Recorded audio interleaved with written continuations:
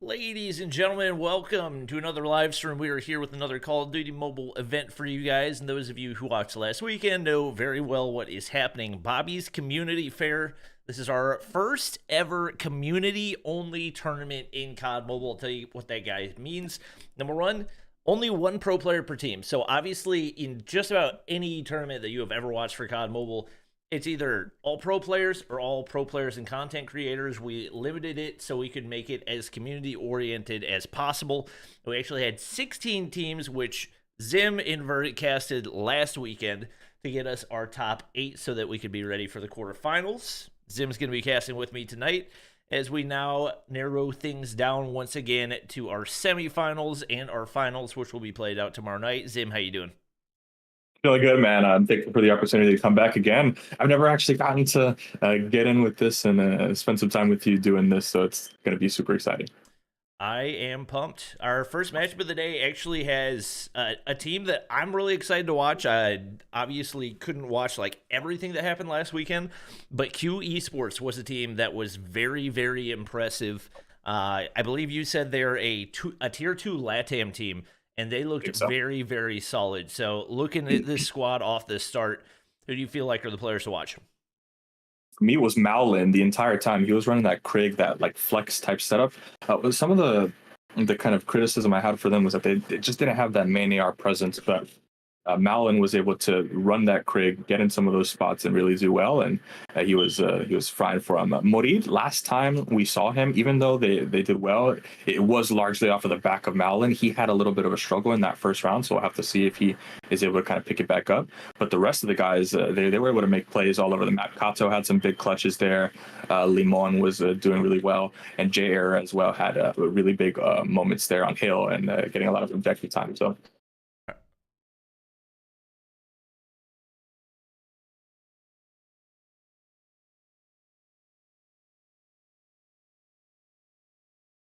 All right. Well, we'll take a look at the bracket real quick so that you guys can be in the loop on everything that's happening. Obviously, there's a lot of teams that we have made our way through so far. As of tonight, we have actually 3 matchups. I believe one of the teams did end up DQing as they did not have enough players to actually play. So Infinix is going to be moving on to the next round automatically. Celeste was not able to field the team, like we said, so it is going to be Pelonetes up against. I'm going to call them QE. We call them the Pelon. Yeah, we call them the Pelon Squad and QZ. All right, I'll call them QZ as well because my attempt at pronouncing that would be an absolute monstrosity.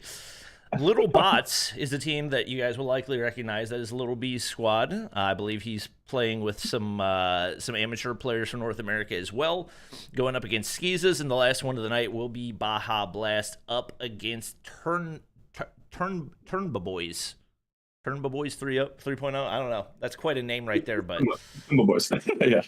I'm looking forward to the matchups that we have ahead. It is going to be Hardpoint takeoff. You talked about kind of the lack of an AR presence for QZ.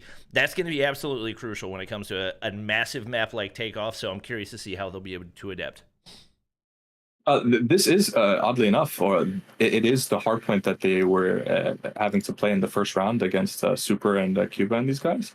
And we saw them struggle on that first P3, P4 rotation. As you know, take off your P1 and P2 are insurance for the big like part of the game, that 3 and that 4 where you get that chain 60.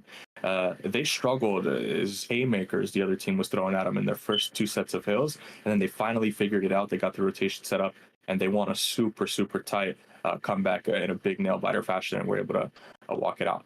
But for the next matchup, LittleBots, Littleby's actually not going to be able to play. His Wi-Fi's out, so we'll actually see Shotzi come in and take over the pro player's position. All right.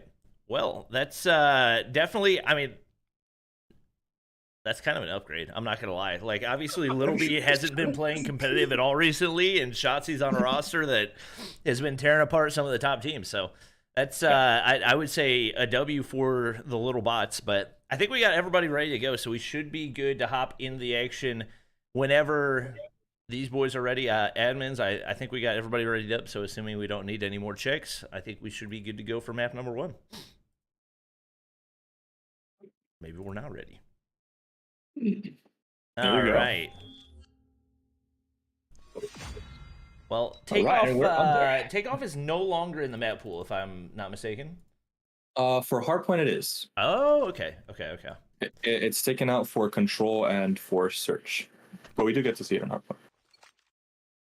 All right. Well, we see the see some LKs, some ULs. Obviously, that lane control going to be crucial, and we do see some more AR/LMG. Actually, primarily AR/LMG presence over on QZ. I see Kriegs, I see Kilos, I see Holgers, everything of the like, and we'll see what that can serve them off the start right here. Wow, absolutely turned on by Drop Shock right there, popping out the UL 736, the gun. We're starting to see more and more competitively. He's got a 2 spree working for him right now. No major time going in for either team. Big kill on the inside from Arrow 404. And definitely anticipating it's going to be a back and forth one. Obviously, main priority is making sure that you get those spawns set up for P2. Yeah, you want that spawn side, but for the time being right now, Pelon and his squad are not only are they on the good side of P1, but they're getting that good time there too, and they're controlling firmly those 2 power positions. Here, we're not going to want to see Jock go ahead and flip that spawn. If you actually come out of this door, you're going to push that spawn to the other side of the map, so Jacques will have to be careful. Hopefully he actually dies. His death there is actually going to be quite good for them. He's going to get this spawn over by the medical side, and they'll lead into this P2 transition. You're going to want to see them post up their AR. It looks like it's going to be Drop Shock on the window side, and strength of this window side is it's very difficult now to contest. If you are the side of QZ, you're going to have to try to see if you can flip this. I don't like Morid sitting on the P2 God heading in the back here, just because of the limited accessibility you have to actually get kills. It's only actually good if you're actively challenging the position right here, but for the time being, QC is in the lead. Yep, he's just making sure they keep things locked in right here. Get some information on Drop Shock looking across there as well. At 3 players there to Shell. Nobody going to be able to take him down so far. Has to hit the reload, but fortunately for him, his teammates soaking up the objective time. The break finally goes through for the boys over on, it's going to take me a minute to get these names down, the Pelone squad. Pelone with 7 kills himself, leading the way for his boys. This one's going to likely remain contested for a good bit. Tends to be the case for P2, and obviously both teams looking to start set up those rotations. Pelone gets absolutely obliterated by Arrow 404 right there. Nice little 2-piece out of him, popping the shorty, and now getting ready to push over toward P3. And this is the point of the game that QZ really struggled on, but now they're going to get their first wave solid. And they actually never found this position until much later in the game. Now, good kills for the side of the Pelone squad, but can we just stay alive and slow down this pace and try to see if we can anchor? Morid's actually in a really nice position to see if he can find some kills and actually push the spawn out. Now he's going to push it out, and he's going to block that spawn. You're going to see Drop Shot spawn in the back now. If anybody dies from the side of QZ, we'll get the spawn. There goes Flash. He's going to die, and for the time being, QZ has taken it. So now the break is a lot more accessible for them. But Morid backs up off of the spawn, and only Malin's going to be able to get there. For the time being, they're having an opportunity. It's going to be J-Area. He'll slide into the hill. He'll get 2. I don't know if he knows the third player is up there, but that's going to be Jacques. Here come the operator investments. Yep. At least 1 farm so far for Kato, trying to cut off any rotations from that front side right now. Flashbangs galore. There's gravity vortex, anything you could ever imagine. Void gonna be able to push all the way through, Purifier in hand. It looks like they'll be able to lock in the rest of the scrap time. Ooh, Kato says not today. Gonna deny those last couple of points. Obviously, the foot race over toward P4 is on once again. Void, Pelone, some regrettable spawns. That's going to take them a minute to make this rotation all the way across. And Jacques actually going to go ahead and spawn behind QZ right here. They got 3 players on the inside, but not a whole lot of map control pushed out around. It's all on to Lamone to win this gunfight right here. He's not going to be able to do it, and just like that, P4 is split wide open. The good thing about P4 is that it doesn't really matter. There's not a strong side or a weak side as long as you're the team that's actually on the hill. It's equally difficult to break this from both of the sides, but now we're going to have the big Annihilator investment. Can Maolin make it work here? Now an Annihilator on the other side. Flash is going to get taken down. Both the Annihilators are going to get taken down before they get any value at all, but here comes the pinch from Morir, and Pelone's going to make quick work of that. Pelone's sitting at 16 and 8. He's really doing the work. I kind of like this. They weren't able to figure it out early in the first round, the P3 rotation, but they kind of managed it. And going back into the second P1, we saw them actually down a lot of points in that first round. It's much closer. Yep. No question about it. He and Void doing the bulk of the work right now. 31 between the two of them. They do get picked apart off the end of that one, and right now we got to try to push for some of those power positions. A lot of players for the Pelone squad set up above, and obviously that's going to make life miserable for the players on the inside of the hard point if you're on the opposition. Malin gets spotted out, but Jacques not going to be able to connect right there. Oh my gosh, turns God-heady off of that, or a God headshot on that one. Morir going to get spotted out in the backside as well, and now Void's going to be able to push in, but the tactician smoke meta is definitely showing itself and is definitely going to have a big impact here. On P1 is obviously everybody trying their best to stay alive. Nobody able to find a break quite yet, and once again going to expect a lot of contest time here on P1. The red side, that's the key. Malin right now is up there, but even if they don't get time on P1, they're going to be able to hopefully rotate to the P2 window side and set themselves up really nicely. But unfortunately, again, Morir on that Godheady back there, and he's just not setting his team up correctly for the spawn. But they're going to come up off of this P1 now. You don't want to play for the backside spawn. You want to play for this window. There go the dome spawns there for Jay Limon and co. And now they're going to have the opportunity to contest. Now Kato in the middle of the map. Maybe he can get a couple cutoff kills in the backside. He's going to run into Jacques. Nice kill, potentially. No, he's not going to get it, but Morir now has an opportunity to flank here. Big kill onto Flash, but he'll miss it. And I'm not liking this from QZ. They're playing from the wrong side of the map. We need to set up that window. We need to set up that staircase. And from there, it's going to enable you to get that time. Yeah, there's a couple of big gunfights that just haven't gone their way, but Lamone nearly goes big for 2 right there. Arrow 404 going to get shut down off of his equalizer as well, and just like that, a full reset for QZ as they're trying to make their way back into this one. The pressure's just not been very successful so far. A couple kills do go through. Kato finds the break for his squad, and once again, setting up in the top side, you still got players spawning close by for the Pelone squad. Doesn't look like they're really going to try to contest here on this scrap time. They go ahead and rotate and now have all 4 players set up, and they have those spawns towards new.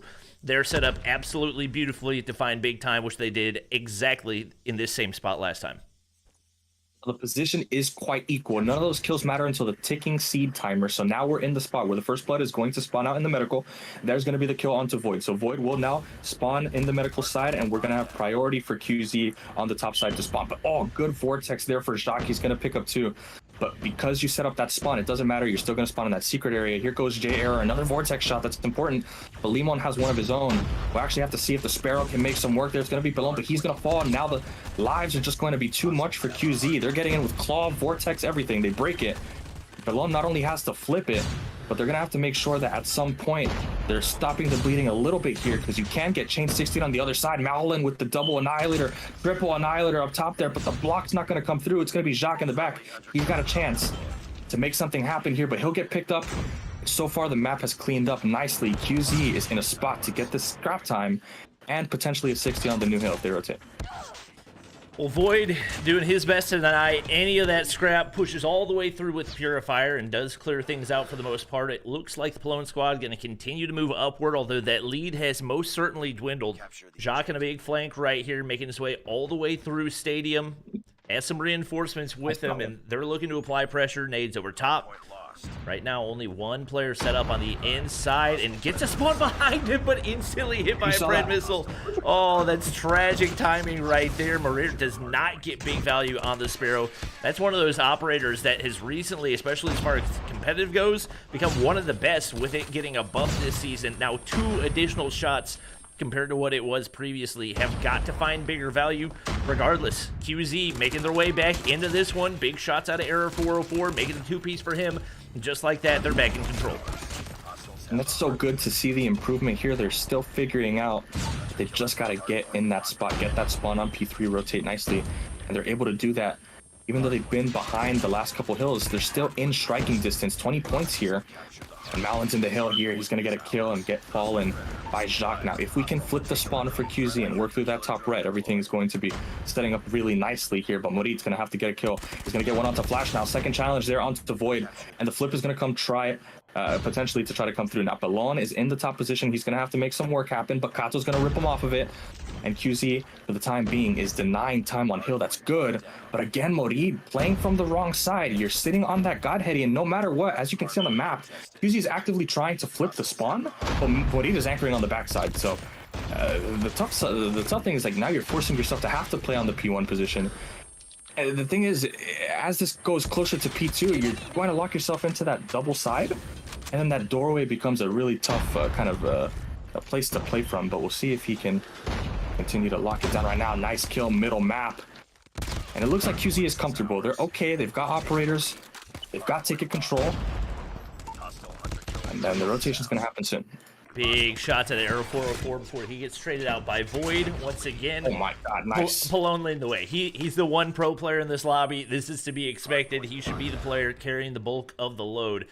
Looking across the numbers, he is at 37 and 17. Absolute terror for everybody that he encounters. He's got a Sparrow ready to go as well. Flash already pushed up into that hard point, and if you look in the backside, QZ trying to make their way up, trying to push out a little bit of map control to make life easier, but Jacques, Gravity Vortex going to immediately cut off any rotation through that doorway, and a final shot means that they've got to push through for a flank right here. Melon's going to get shut down off of that flank, but big team shots through up in the top side. We got a Claw coming out as well for Drop Shock, and right now, QZ having a really tough time making their way into this one. This could be the end of the road if they don't find a break here.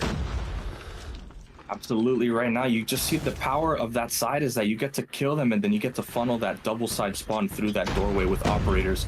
Finally, QC's going to get a chance to come through the middle of the map. They'll get the proper side of the hallway here, but Malin's going to have to go big on the bottom with the operator. Only 5 more seconds left. These shots are going to have to hit. The Sparrow goes crazy, or not the Sparrow, the Annihilator. He gets a quad kill, and he's able to break it. Now, the game is still not over. If they win the rotation to P3 and they 60 it, or they just contested a little bit, they could potentially get a map position that could net them some kills. Got big, important ones here, but QC's finally won the rotation in the middle of the map. Now they gotta go big in the point.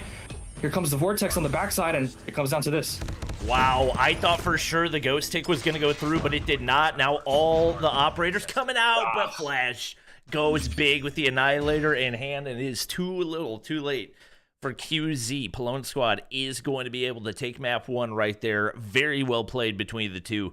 But it was, I think it was a little bit too much Pelone for QZ to handle, and they're going to need to do a better job of countering him if they want to have a chance at taking this map 2 and seeing if potentially they can push things to a map 3. The struggle on that map, I mean, you're right. Pelon had 45 and 20, and you look on the other side, it's tough to win a hard fight when you're 17-46. But he is getting a minute of time there, and I think that map really came down to just playing from the wrong side from QZ a lot of the time. You got to see big funnel waves from the side of the Pelon Squad, and it was largely effortless. It's like you get a couple kills in the dome, and then they spawn in the doorway. Now you've got a Sparrow, you've got a Vortex, you've got a Purifier, you bomb it, they can't get in, and if you're also losing the P3 rotations to boot on top of that, that P3, P4 chain is really tough to deal with. So it's a good one for them to go back and watch. Malin, again, had a strong performance there on that Krig, on that flex.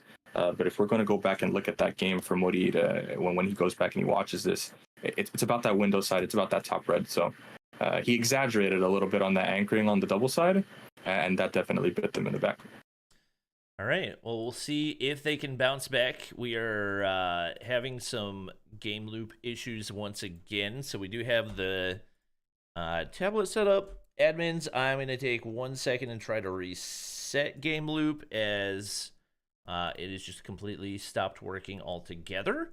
But if need be, we can cast from the iPad screen and we'll be perfectly fine doing that. I think it should be loading up right here. Heading into the Search and Destroy, especially having seen the way that QZ played last week, what do you feel like they could potentially improve on to give themselves a chance in this matchup to go to a game 3? This is also the search that they played in the first one. So we actually do get to see if they've evolved at all. Something that they did very well on the offensive side was they had both bomb sites in their pocket. I know perhaps just like as a spectator, but I'm sure as a caster, that when you watch teams play standoff, it's just a whole bunch of tractor. And that gets kind of difficult to win when you kind of show like feints in the alley, maybe you show a little bit of court stuff, you get your first bloods on different places of the map, and you don't actually threaten that space. But QZ actually did that, and they were creative in the way that they were getting their first bloods and the space that opened up because of that. So I want to see them continue to do that on offense, not only just tractor box mid street hitting, mix in a little bit of alley, mix in a little bit of court, see if we can get some deli bombs down and see if we can play towards our snipers there. And then on the defensive side of things, they were just weak on the tractor and weren't very strong with the trophy systems. We saw them get bombed a lot on the side and have to constantly fight man down on that position. So those are the two evolution points. I think the offense was solid. I was impressed with it. They quite honestly play offense better than some league teams that we've seen in LATAM and NA because they have that two bomb side thing, like I've said. And on defense, let's get the utility right, and I think that they can win this one. All right. My OBS is not wanting to work with the names, but once we got all of our players ready up, we should be good to go. I can get everything fixed pretty quickly here, admins. And everything's fixed for the name. So once our players are ready up, I'm good to go. Standoff, Search, and Destroy. It's a map that, once again, we're not going to... Unless there's a change in the rules, not going to get to watch it a whole lot more, at least for this year in COD Mobile Competitive. So any chance that we get to watch it, always a W in my book. We got, I don't know if this is going to remain, but Kato pulling out the SPR, not a gun that we see a whole lot in competitive play.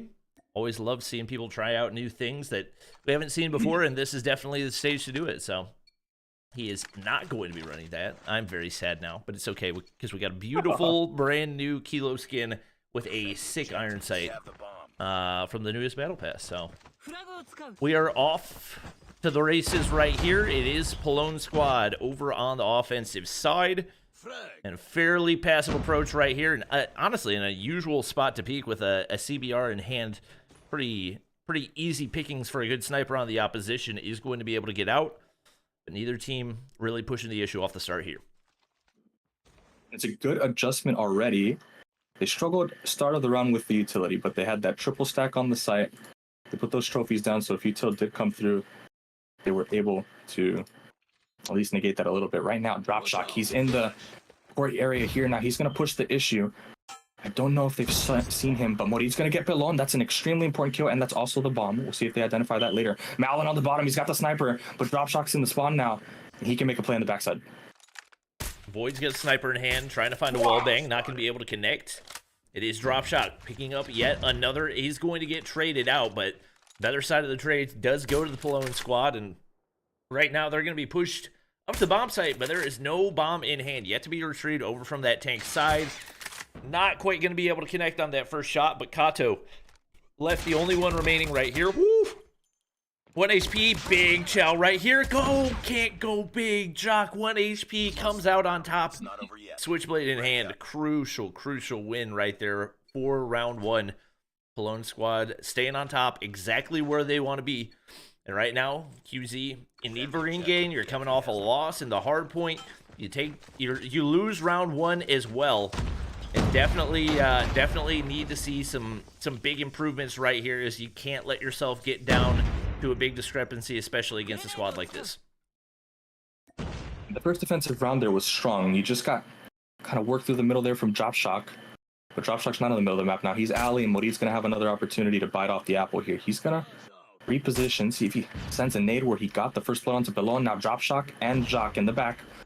Morit's going to sniff it out right now and ask potentially for help. There goes JR, the rotation over. Dropshock's going to bounce it on the outside here. They're going to work back in this court area for the first blood. So we saw that first blood happen here in the court. Dropshock crawl across. The snipers can't see him, but he has a nade. So maybe we see a nade get launched over by the tractor. For the time being, both teams very stable in the middle of the map. The snipers are nicely positioned on crosses. They're not stepping on top of each other, and I love this. Intersecting snipers.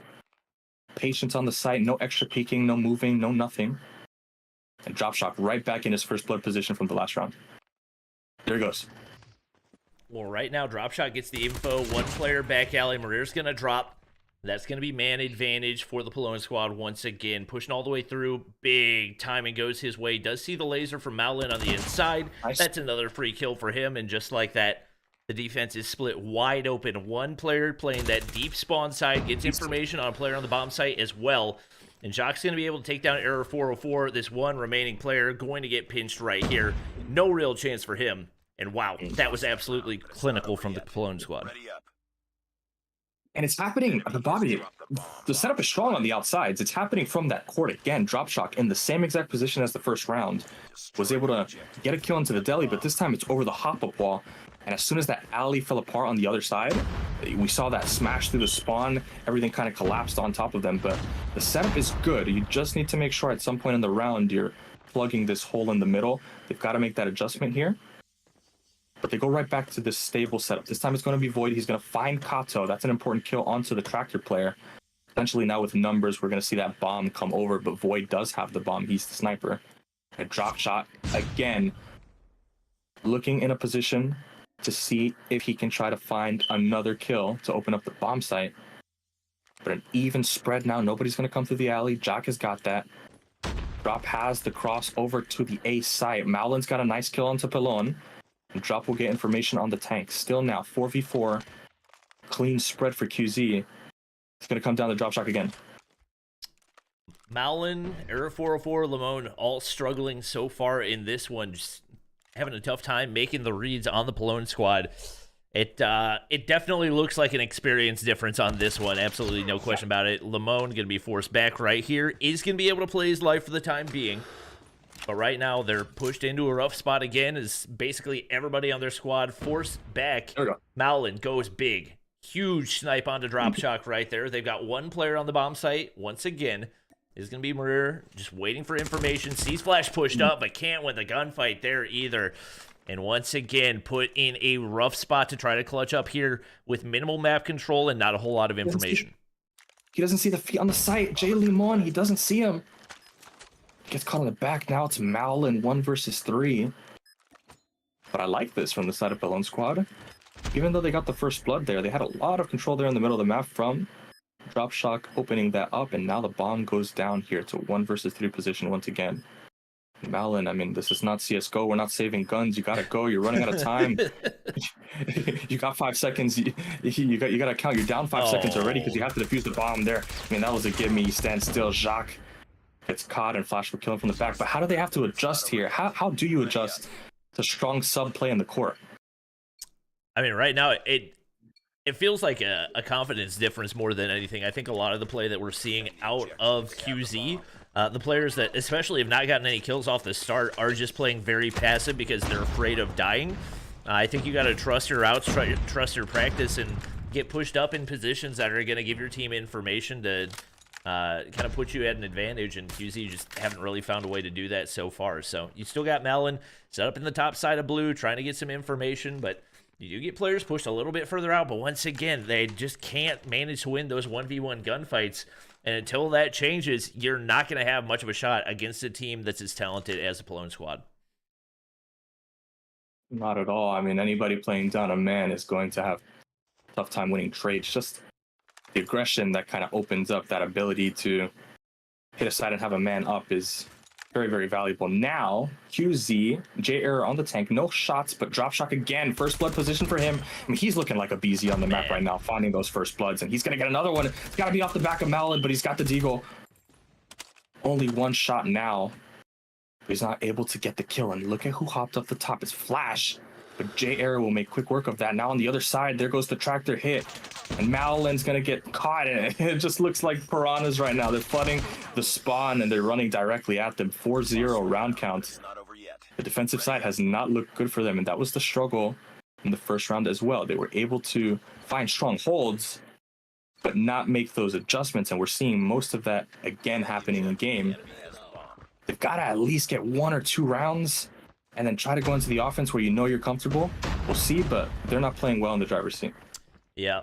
I mean, Dropshock has just been absolutely terrorizing them, especially any time that he's made a push back alley, he has been able to find at least 1, if not 2, 8 kills on the board so far through these first 4 rounds. Once again, looking to push the issue. Jiggle P gets the information. His teammate going to be able to clean up the rest of that damage, and obviously utility continuing to go out. Concussion connects, but he doesn't check the corner. And time again, QZ just making these small mistakes that make them pay big time. Pelone's going to be able to stay alive. Void is out of the equation, but once again, the 4v2 not where QZ wants to be.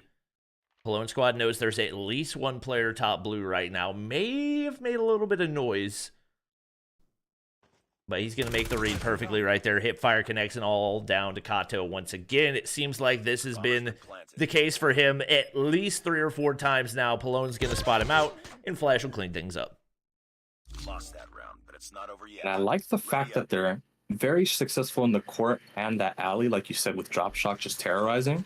But that's been the basis for what their offense has looked like. They're saying, hey, we're having a lot of success here. Why would we even bother go tractor? And they're able to get those B-bombs down, and he's playing for the A side, but it's just never coming. Now here comes the sniper on the backside. See if we can find something that's Void. He's looking into the cubby, but no kill will be found. And he sees a player slide across. So now back into the default here, but this time Maolin's on the tank. He's watching the street with a switchblade. Don't know how I feel about that. Maybe not the right gun for that. But a patient round to start now. And the lone squad's looking for the first blood. Obviously, Malin swapped away from the sniper. I don't think either team has really had a whole lot of success with the snipers holding those longer lanes, especially with how cheeky some of these plays have been.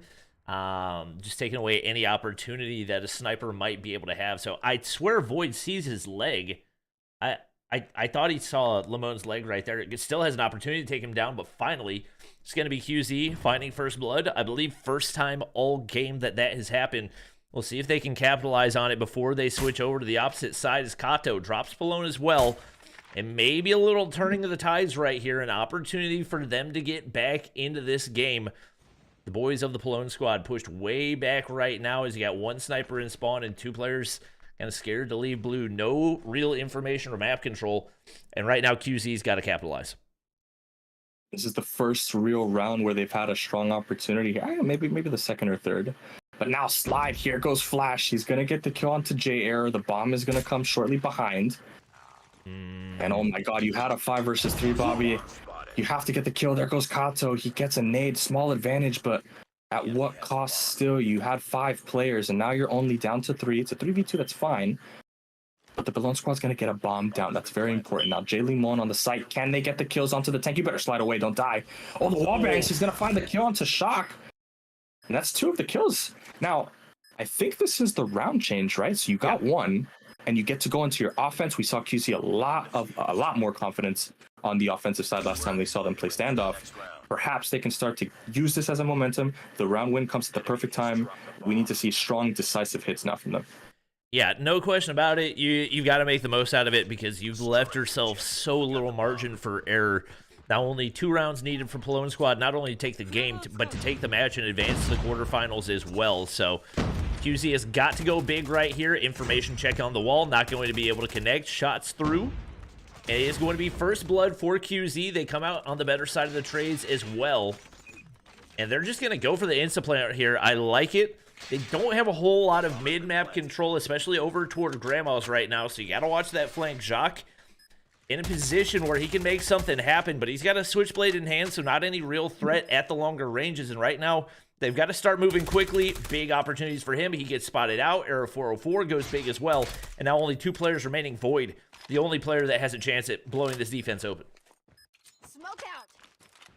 They're on both sides, so maybe a little bit of pressure on the both angle can catch a little bit of timing here, but he's running out of time. There's 15 seconds left. Malin gets a big one, and now the last player is alive. It's going to be Jacques in the market here. Arrow will make the best of it. Nice work. And you hit it right on the head. I love the decisive A push, but if a team recognizes that they've done, now you've shown this, and you've shown this lack of strength on the alley now. If I'm the side of the Pelone squad and they go back to this, I'm just flying right through your alley, I'm flying right through your mid-tree, and I'm catching you on this pinch. So we'll see if they're able to make that little bit of an adjustment here. But here comes another smoke push. Now it's a smoke push up the street. Oh my God, QZ is going for it right now. I love it. Oh my God, the jump up right now on the wall, but Morit's not going to be able to find the kill. The back alley is being gate kept by Limon. Super important kill onto Drop Shock. Now potentially in the backside, super important engagement. Who's going to win? It's going to be Drop Shock. But they're in the spawn right now. Kato's 1 versus 3.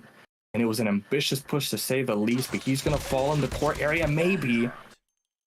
And now we're at match point. I love the. I mean, they got some stones about him. Yeah, I respect the boldness of the move they made there. I'm just not sure that's the time you want to go for it when you're already down. I mean, and because that's ultimately that's like a coin flip. Like it could pay off big time, or they raid you to perfection, you get torn to pieces. I'm not sure that's the time, and they're gonna stick with the bold pushes, going 5 players back alley right now. They get absolutely torched. Oh my God! Now only 2 players remaining, but they're able to take down 3 in the process, so 3v3. And basically a full-on reset right here is now both teams playing a 2v2. No information for QZ, and you do have Pelone way in the back. I believe had a sniper in hand, or rather Holger trying to get information on that back alley push, but none to be found, and just like that, we're into a full reset 2v2 with still a minute 20 to work with.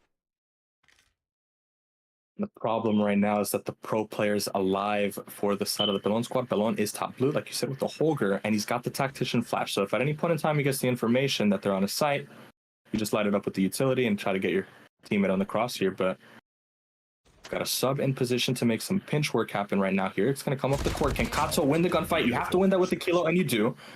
But now you're dealing with Pelone. He has no nade, but he has Tac Stun or Tac Flash. I'm not sure which one that is. I think that's Stun. Here comes Over. It's Flash. I only know because he yelled it when he threw it. Oh, Flash out. He sees the crosshair. No, why would you split up? Just Cubby Crossfire. Now it's just Jay Limon, but Pelone, he's got the advantage. He's got a Holger. I just don't know. I don't know why Kacho jumped out right there. You had the head glitch to work with. You got a teammate with you as well. And he's going to peek out full body mid-street again. Oh, just back-to-back absolutely deadly errors for QZ. And that's going to be the end of the road. I think Pelone just, okay. All right, this is a little bit toxic. Just, just rubbing it a little bit whenever you get the chance. But it is going to be a 2-0 victory for Pelone squad. And that's just a tough way to go out. A very, very winnable round for QZ. But they get picked apart in the 1v2. Pelone goes big, and they will be advancing to the semifinals. I mean, you can't even at this level when you're playing against somebody from the league, you got to make sure that your 2v1s are tight. I mean, you have the information because the stun comes through. Just look at the arc of the stun. I know because I saw the player in the cubby, saw where the stun came from over the street, and his teammate still chose to run out of there. You got to cubby up, you got to crossfire, you got to redirect onto the tractor or something. But what you don't do is without the help of your teammate, take that hit by yourself. You give an easy kill to Pelone there. And then on the other side too, like the guy had a switchblade, right? He goes barrels and he tracks the street. Like that doesn't make any sense. You sit cubby. So just mental errors, like you said. But I liked thank you for playing the community event, QZ. We were impressed. With the stage 3 coming up now in Latin America and in North America. I'm not quite sure where they're from. I think that they're a LATAM amateur team. I'm going to be keeping an eye out for them. I think that they'll make a little bit of noise, and hopefully they get better. But that Malin guy on that team, he's a star. Yeah, no question about it. I think there's a lot of talent there. I think it's just a question of kind of refining the skill that they have and putting yourselves in a position to be able to get the wins against these top-tier teams. So Pelone squad will be advancing to the semifinals of Bobby's Community Fair. I think that's the official name of the event. $3,000 on the line. This is your I know the name. $3,000 as well as CP for the top teams, and for the first time ever, the reintroduction of the Bobby Play skin for the top 3 teams as well. All top 15 players, I guess technically it is. We'll get the Bobby Play skin for free. So wanted to bring back that for an opportunity in our, at least for now, probably our last community event for a while. So I'm loving this one so far. We'll take a look at the bracket real quick to see who we've got up next. That is very small. Let me open this elsewhere so I can read. It is going to be LittleBots versus Skeezahs. Obviously, as you mentioned, Little will be traveling. He's not going to be able to play, so Shotzi is going to be able to take his place, a.k.a. Size. He has been a very much improved player this season in North America. Anybody we need to watch out for on Skeezahs?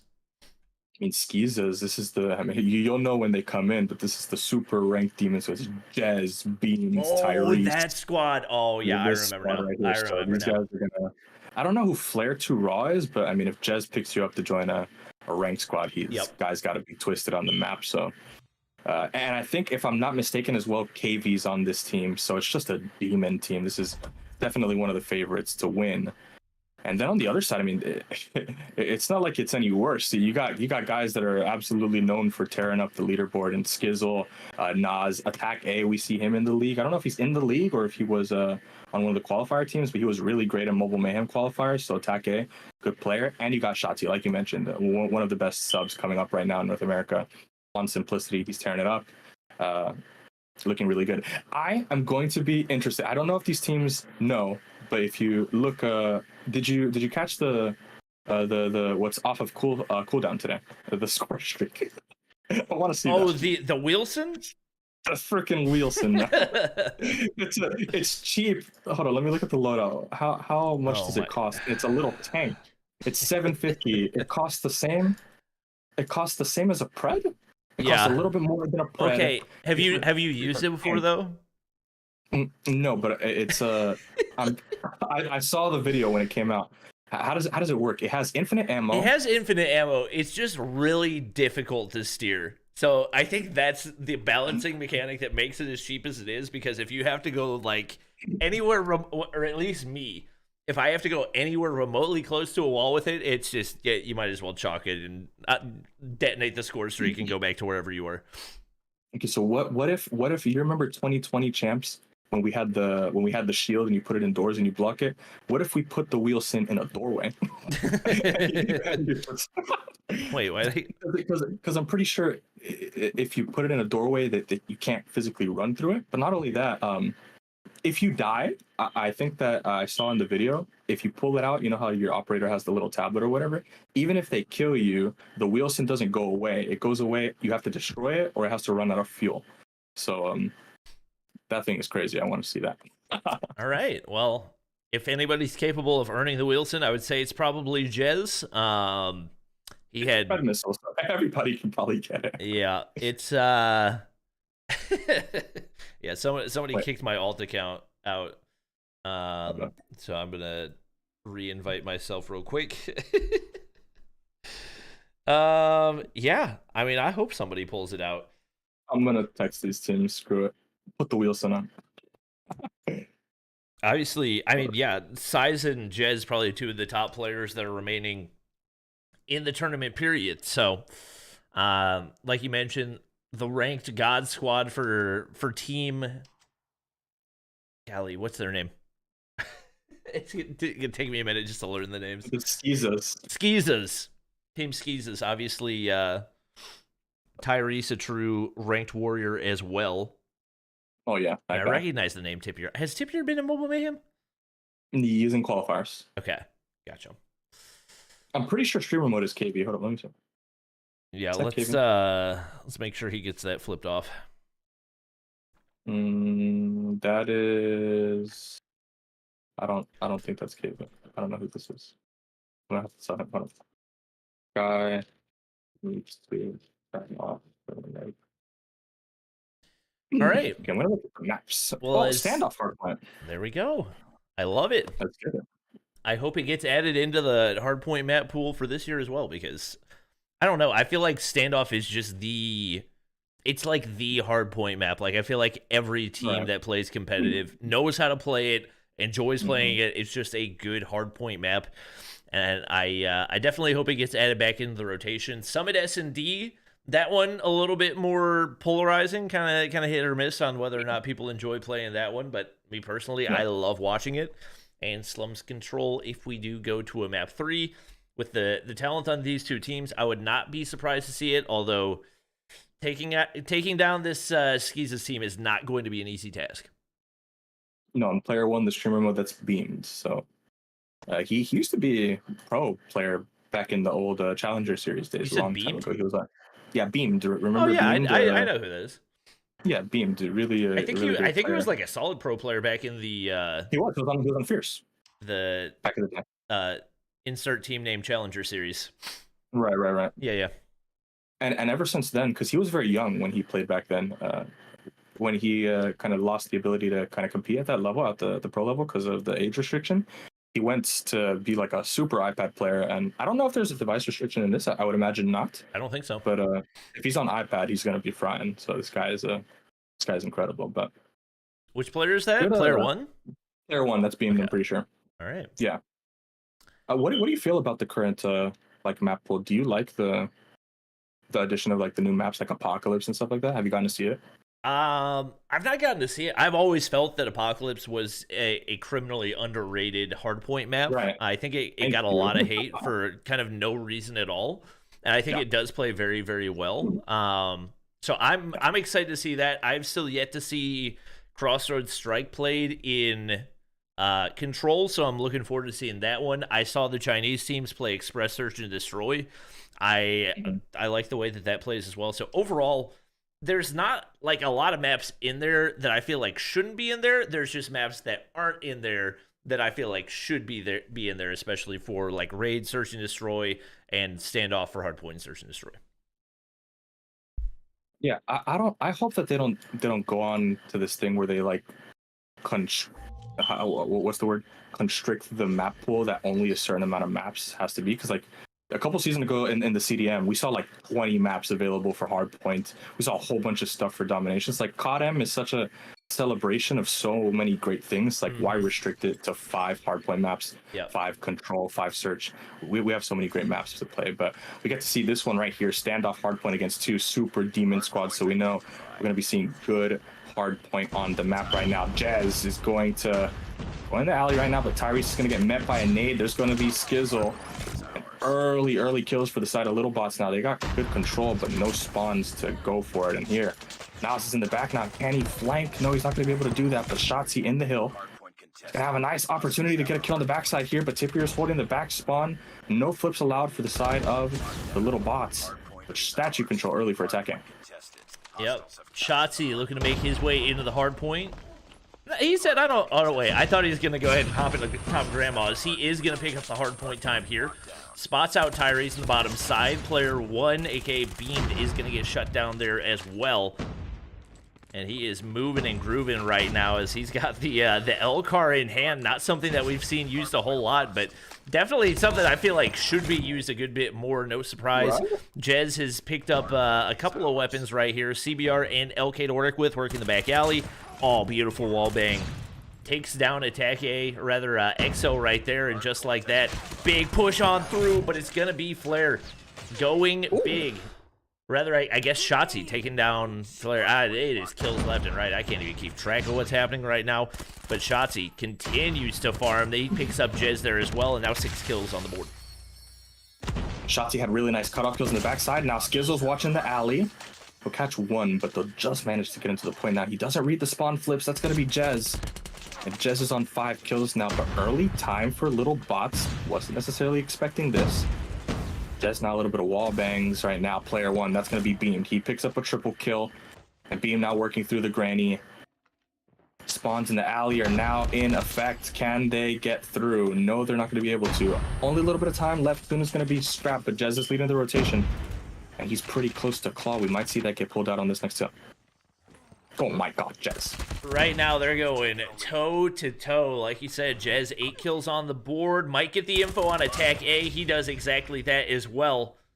And this early rotation could pay dividends, especially if LittleBots don't manage to sniff him out. Couple more big kills do go through for Skeezahs, and it is all yellow in the feed. They're set up perfectly right now. Jez still trying to build those streaks, and he said, let me get myself a Wheelson real quick. Sitting on a 5-3, he has a claw ready to go. If I had to guess, for my time watching Jez, more than likely I'm imagining he's going to earn it soon here. He's on 5 right now. That's just... If he gets the pred, he's going to get the Wheelson because it's only a 50-point differential. But right now, he's on the roof. Really good position for him. He's streaking up right now. Up top, that's going to be a kill onto attack A. Now, only one more kill left for the pred, and then maybe one more to follow will earn him the Wheelson. Now, oh my god, the Eagle Shout over. Oh, Jesus, one more kill. You saw that. I know you saw that. That was so ballsy. Oh my god, he's just putting them in the blender right now. They don't stand a chance. Forget the Wheelson, he's playing for the nuke. We're on the rotation. I'm gonna need to see this Wheelson get caught. Just use your life to block the gas spawn, pop the Wheelson, and get the work in the site. It's gonna be so goofy when we see this pulled out because the bullets are like explosive, right? So they it's not even a minigun. It's just an absolute like cannon. Here comes Annihilator for Beamed on the backside here. He's gonna have an opportunity to shut down Shotzzy, but Shotzi's gonna get that kill. Now the Sparrow to follow, but 2 operators invested for the side of Skeezahs, not gonna work in their favor. Now backside Tipier, not going to work as well. Exo is gonna get the kills, and side of LittleBots, they're locking down this market. Somebody sent a $5 donation that said, send Zim a 9-volt battery for me. Thank you. Tip here instantly breaks the point, claw in hand once again. It's and kill wise, this thing is not remotely close, but LittleBots are able to keep this fairly close so far. And there's the Wheelson. All right, Jez. Yep, this thing is very interesting to control.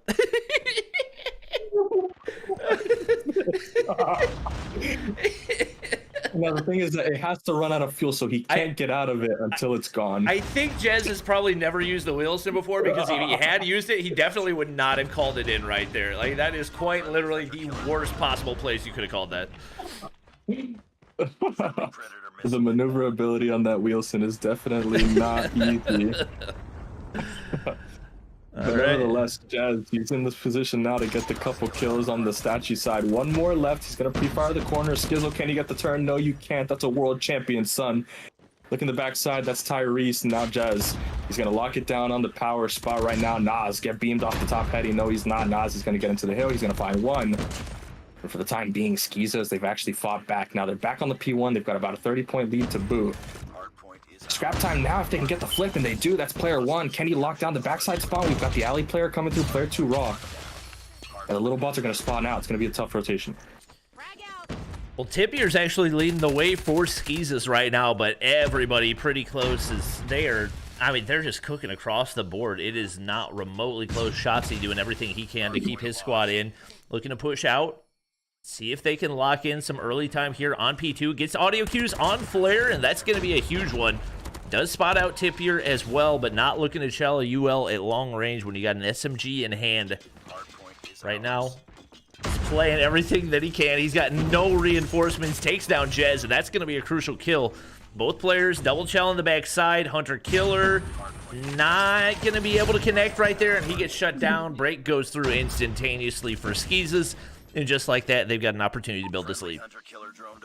It was a valiant effort there. Shotzzy got in. He got a 2-piece, but he just wasn't able to find the third. The slide didn't kind of pan out for him. Player 2 raw now. Important gunfight there on the backside. 30 seconds left, so it's not quite scrapped yet. We can get a good hold on this P2 as well. And like you said, Tipier, he did pull that claw. Something we're going to have to pay attention to is I think this is unique operator. Jez does have the claw as well. So a little bit of a miscoordination there with the operators. Jez cannot use his claw because Tipier did.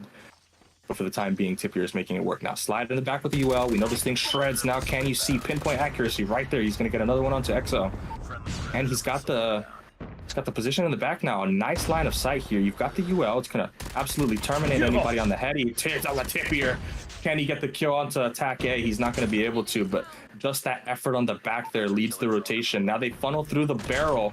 And player 1, he's working on that EMP. He's very, very close now. Top player, it's going to be Shotzzy. Got to kill him. Got to knock him off, but Beam's going to get the EMP. Spawn's coming out now. Roaming Annihilator, snaying on the map, and the lead continues to grow. Oh my gosh, Beamed is absolutely torturing this team. Another player gonna peek through. He's on an 8 spree, and that's not even counting those Annihilator kills, and that gap has grown very quickly as it's been a minute since we've seen any time going in for the LittleBots. I mean, look at the kill count. They're not even doubling up on them. They might be tripling at this point. 2 players at 30 plus.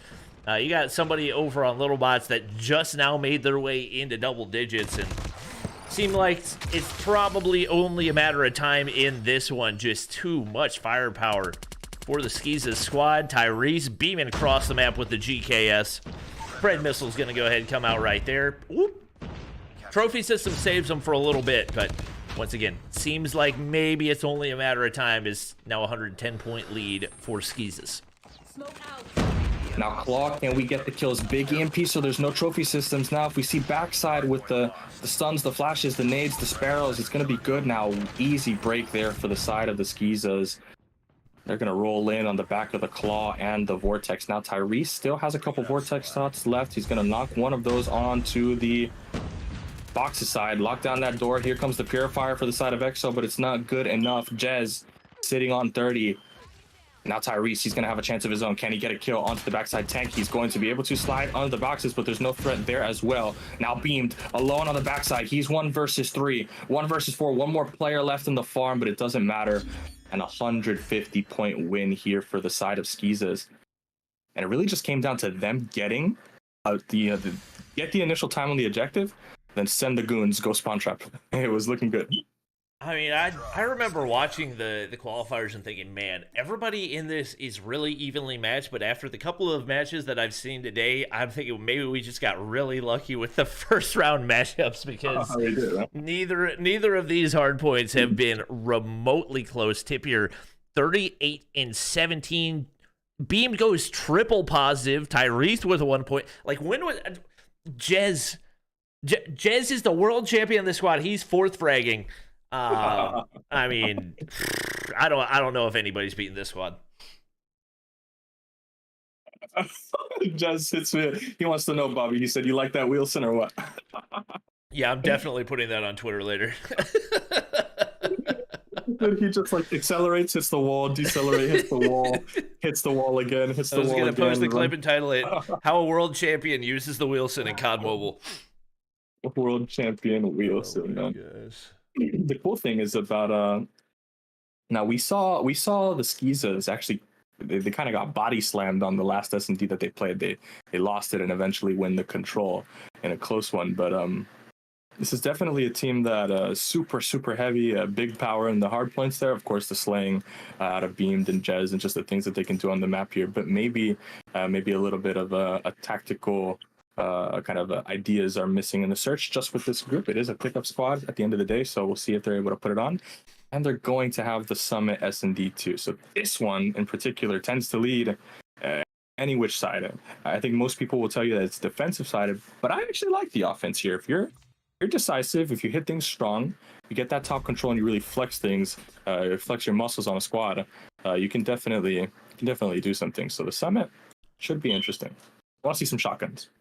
Oh, yeah, absolutely. I would be devastated if we didn't. I don't enjoy playing against shotguns, but I love watching them. So we'll see if we can have a bounce back from the LittleBots. Obviously, not quite the performance that they wanted. At the end of the day, you got a lot of god tier iPad players on the opposition, so it's going to be very difficult to take down. Like, even if you had a full pro roster, this would be a tough team to take down, let alone a phone roster. So obviously they're not restricted to phones, but these are guys that have been mastering the tablet for quite a while. They're going to look to continue to do so. Shotzi pulling out the Locust off the start right here. Not going to spot anybody out the top side. Timing doesn't go his way on the peak. I think it's the information on Flare. But once again, timing just not going his way. Can't connect on the jump shot. That's going to force him back, but Flare finds 2 on the top side. Couple trades go back and forth, but it is going to be, once again, Skeezahs coming out on top of the trades. finish it. Jez has that shotgun, glorious blaze. I love that skin. That skin is so good. I literally have nightmares about that skin. Jesus, man, this skin, the Garena shotgun is powerful with this one. But if tablets were allowed, The enemy has the do you think that there would be like a big power dynamic shift in North America? And do you think that NA would still be like the top region, or would we see like Eastern regions kind of take over with that? I don't think there would be a power dynamic shift. I think any of the top players could easily switch to iPad, and I think the majority of them have played on iPads at some point or another as well, so I wouldn't really be all that worried about it. As far as regions go, I think the one region that would benefit from it most is probably Japan, as that's a region that I believe as of last year, whenever we were at the World Championship stage, there was only one team, aka Scars, who was playing on phone at that point in time. So I've seen like the clips, like the iPad clips that have gone viral on Twitter are not even from like tier 1 Japan teams. They're like tier 2 Japan players that are just absolutely cracked out of their minds. So it's I would expect Japan to do big things, but outside of that, I don't think it would impact many regions a whole lot. That'd be cool. I know that there are some iPad demons in North America. Like LittleBots comes to mind. I wonder if he could put they're talking about making an iPad team in stage 3 and trying to. Yeah, that's my team. I'm on that team. Oh, really? Oh, you're on that team? Golly, you guys are gonna knock. You guys get RG in the first round and knock them out. What would that look like? Wait. There's a player that just walked past two Skeezahs players. Flare 2 Raw just kind of stared him down and didn't take a shot, but up in the top side, it's going to be Jez pulling out the KRM, and he's just absolutely, or no, that's Flare pulling out the KRM, running through the opposition. Jez pulling out the, oh, nope. He said, never mind, I do not want the Maddox. Get the KRM back in my hands. He's been using that, though. I don't know how I feel about it. I like the skin. I don't know if the gun is super strong as a flex weapon quite yet, but when it was released, didn't they like nerf it a day or two after it came out? The Maddox. Yeah, they did. Yeah. It vastly decreased decreased the 3-tap consistency. Yeah, I was very annoyed by that. A Maddox second 3-tap. Well, it was like you have to land like one headshot in order to 3-tap. So like, there's a lot of ARs that can do that, but yeah. Yeah, that's fair. Tyrese got the KN out. Not a map I think of as the KN map, but he spots out Shotzzy right there, and just like that into the 2v2. Attack A, holding down control right now. Skizzle comes out on top, and looks like an opportunity for the LittleBots to finally find a round here, but Attack A pushes out hit marker. Oh, Tyrese. Woo, that was a close one. They do manage to find a round. Good lord, Soul Feathers. I love the diversity in the meta. Like, we get to see so many things. Like, gone are the days of 10 Cordites and 10 Holgers and all this. And maybe a little bit of cheese with the CBR still, but it's not like you have to use the CBR. You have Switchblade, you have Fennec, you have QQ9. The AR meta is diverse. LK, Kilo, UL, the shotguns. We've got so many things on the map. Now look at this player on the backside. Player 1. Oh. It's not like he's going to have to do anything because Tyrese is doing the work on the strong side, but here comes the bomb on the back. Can you pick it up? No, player 1 on the back. Gonna get that, but like we're saying, the meta's is such a fun spot to watch. But Shotzi's in the back. He's like, oh my god, guys, you guys had one job. Please just don't die. I'm 1v5 with the sniper. Nice, quick scope. As frustrating as it can be that the CBR has been like the #1 option for a long time, I definitely don't think it's one of those metas that's like, it's not an uncounterable meta. Like, there's so many guns that beat it in various scenarios. It's really all about how you use the weapons. So as much as I would love to see a CBR nerf, at the same time, I would say this is probably the most balanced meta that COD Mobile has ever seen. And I feel like it keeps getting more and more balanced. Like, if we see an actual CBR nerf, like, I wouldn't even know what to consider the #1 gun, because it is so specialized in the way that SMGs and the ARs play right now. Yeah, I like it. I mean, and just like the accessibility, right? Because we've seen some guns you can't even use without like a certain skin or something like that. Like when the Fennec was meta, if you don't have the mythic one or whatever, it's tough to throw on a red dot, or even like the Kilo right now. If you're just running a default Kilo versus somebody like a tech on a mythic, and you're down 2 attachments or you're down 1, it gets to be tough. But with that CBR, it's just accessible to everybody. Tyrese, nice shot there onto Syaz. He's gonna get caught in the backside now. trade from attack A. And the bomb is going to go down here. I want to see some patience out of Exo, but he's going to get caught by the silo.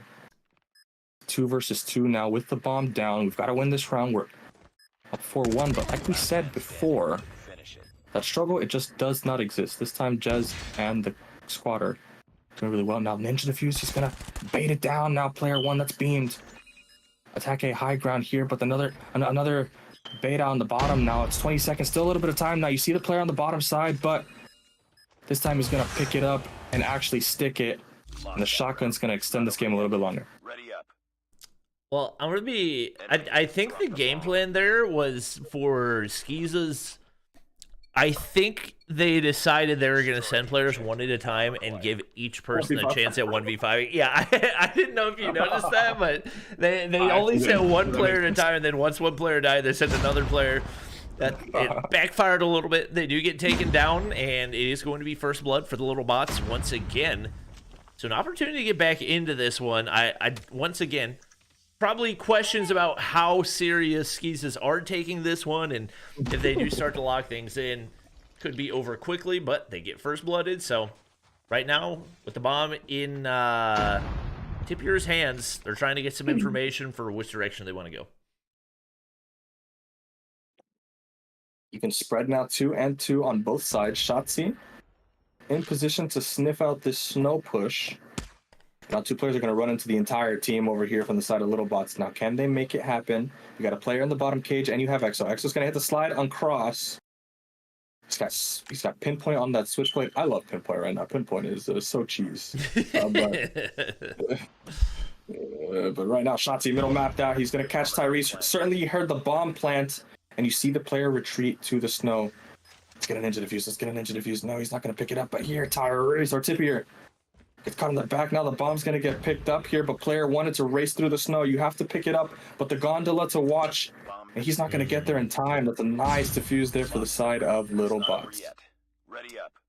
I don't entirely know what that setup was, but it didn't seem very well defended by Skeezahs. So I kind of wonder if they're going to start focusing in right here, taking things a little more seriously. You don't want to throw away a game if you don't need to, and convincing 4-0 lead off the start definitely seemed like they were going to be able to close things out pretty easily.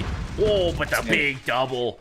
It's going to be Nas with the nade. He goes absolutely huge. Now left to beamed in the top side, not going to be able to connect it all down to Tipier. Just like that, LittleBots have made a way back into this one, and they've tied things up. Lost that round, but it's not They were over down yet. 4-1, and they get back on that defensive side, and now they're back in the game.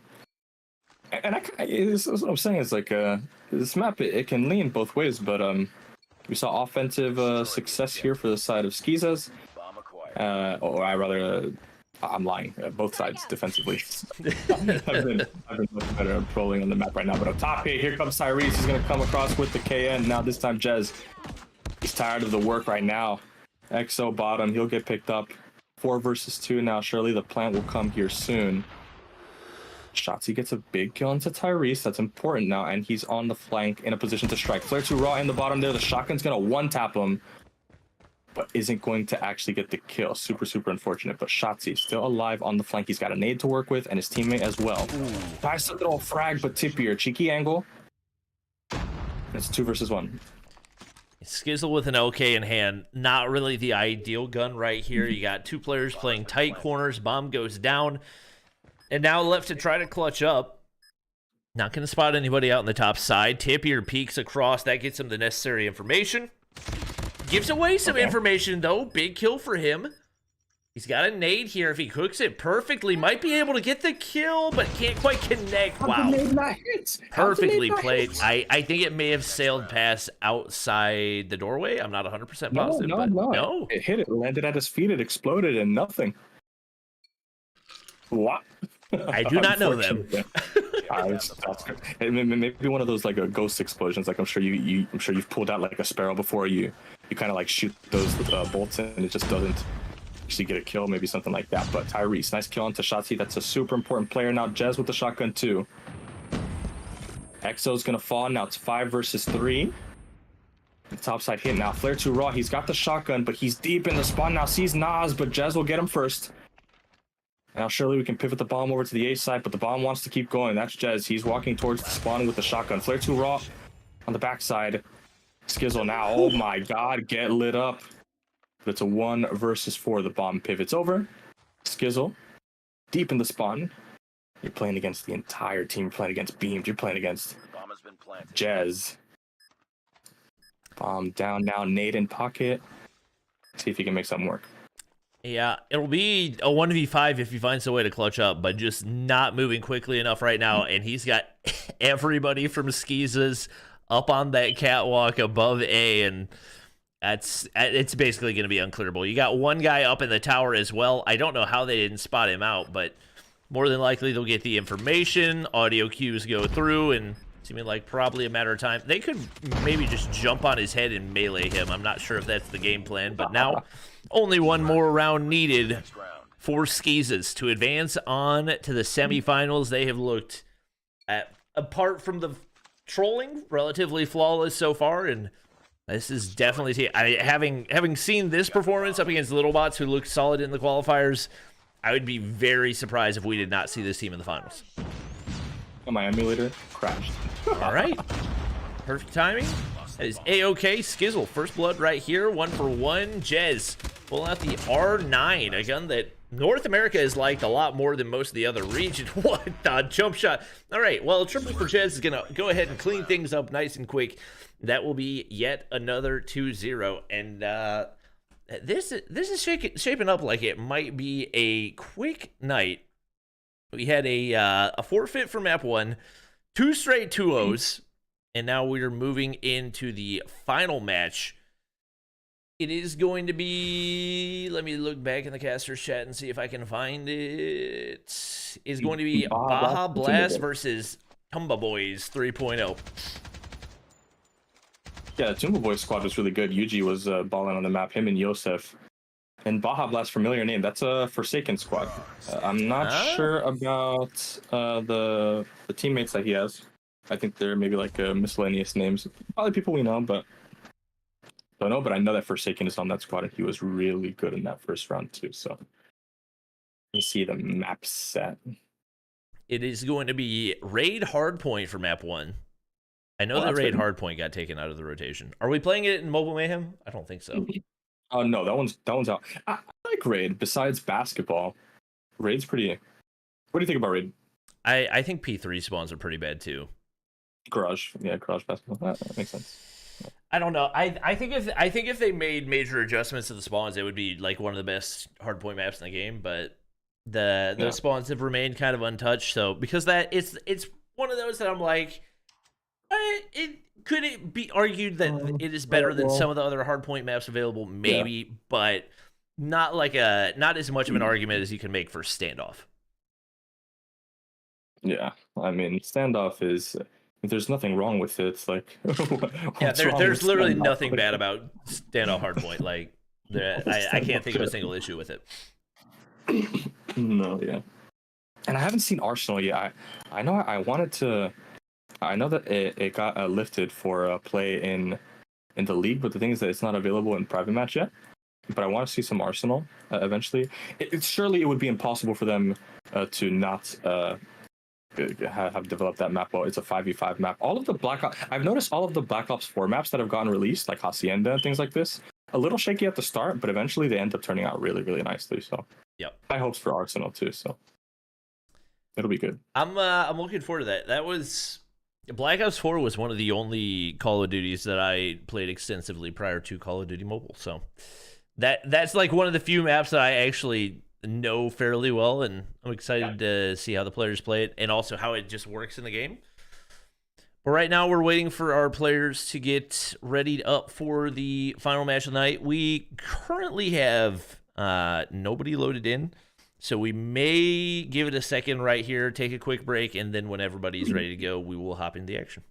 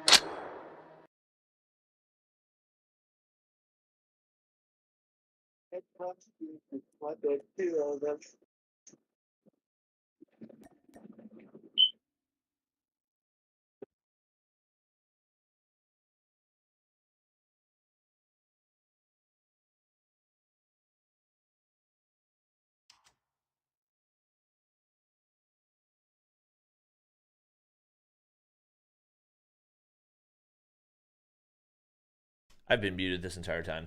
Chat, we're not going to talk about it. I forgot I muted my Go XLR, so I've been talking this entire time, and nobody has been able to hear anything that I've said, but we're back.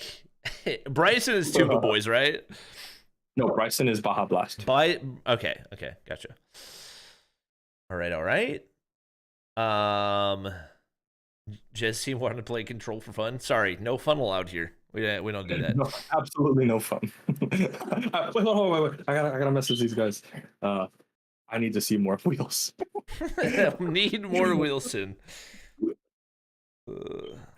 Need a Wilson only control game. That's what we need. Right. As everybody gets a Wilson and just send it.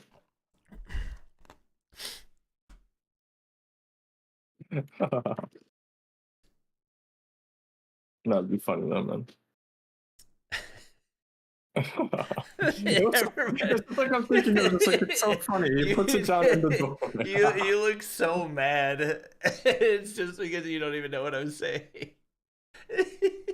Oh my gosh. I should have known. I came back and I said something. Nobody replied. I was like, "What the hey? Does everybody hate me tonight?" Or I don't know what it is. No. Forsaken's telling me right now he's whipping the Wilson like he's a professional Wilson driver. So, all right. So we'll see if he's an expert pilot of the thing. But I like the raid Hardpoint. I like both of these teams on that main. We got main ARs for both squad. I think we saw Yosef running the traditional spots. She was absolutely incredible. And Forsaken, a pleasure. He's one of the great flex AR guys for North America too. Oh, he's running a sub? No, where's that? The UL. UL. That's the UL. There we go. Okay, so we get to see Forsaken on the main, and on the other side potentially Yosef as well. This is a good matchup. Both of these guys, or guy and girl, were really good. All right. We're underway in our final match of the night. I guess Pelone's spectating just for the lulz. Right off the start right here, absolute beams out of Emmy from the low ground. Pushes on in, takes control, and just like that, it is going to be Tumba Boys making their way up in the points. Yuhi, 3 kills on the board already.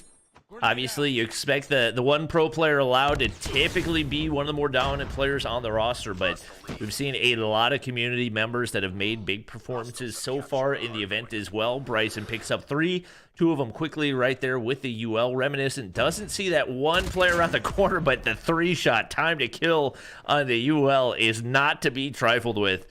Absolutely obliterated now, rotating nice and early. He's going to be able to find another big kill in the inside of kitchen. I mean, this thing consistently 3 taps across the map. That first range is 45 meters, so it's definitely going to have that same effect for the vast majority of the gunfights that you're going to get into. Forsaken, big gunfight onto Yosef, but he's not going to make it work now. Unfortunately, though, for the side of the Tumba Boys, they have to break the kitchen hill. So here goes. Here's the entry. September 28th now. One-way smoke in the front. Now, can you win this final gunfight? They're going to be able to. Backside is anchored very nicely from Reminiscent. Full side is looking really nice from Forsaken. He's going to drop the UL here now. Godhead, he's going to get knocked down. And a strong hold for the side of Baja Blast. Yep, just like that, they're going to be able to make their way into the lead. Bryson does get taken down, but team still in control of the hard point. Reminiscent continues to anchor those spawns. Narsal peeks across, and right now, there's no real flank presence from Tumba Boys. That they haven't been able to apply any pressure outside of the front side, and they've gotten absolutely picked apart at every attempt to push through. Looks like pretty soon we're probably going to see them opt to go ahead and rotate out. An opportunity for Koba to get the break and see if he can get a little bit of scrap time, but at that point, it's just not worth the investment. So they go ahead, chalk up their losses, and We got everybody already rotated out for Tumba Boys to see if they can get a full 60 here. That was pretty close to a full 60, if not at least that for Baja Blast. And Narsaw pushing on through. Ooh, that's a whole lot of kills with the Annihilator, and that softens the defense pretty significantly as Yasuo trying to push through and see if he can find the break.